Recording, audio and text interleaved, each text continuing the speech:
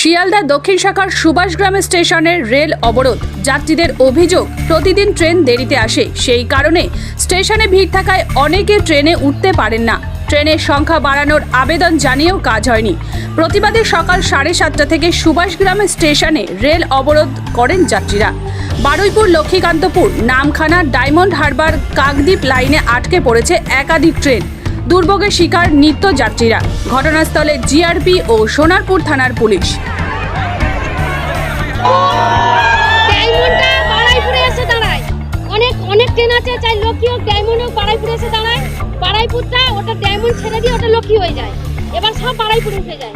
এবার বারাইপুরের লোক, ডায়মন্ডের লোক, এক ট্রেনের লোক, এবার মল্লিকপুরা সুভাষগ্রামের লোক একদমটাও বিন্দু আমরা যদি উঠি মানে মরণ, আমাদের যেন মনে হচ্ছে আমরা মরে যাবো। আমরা কেন ওরা একটা ডাইরেক্ট কেন করে দেয় না?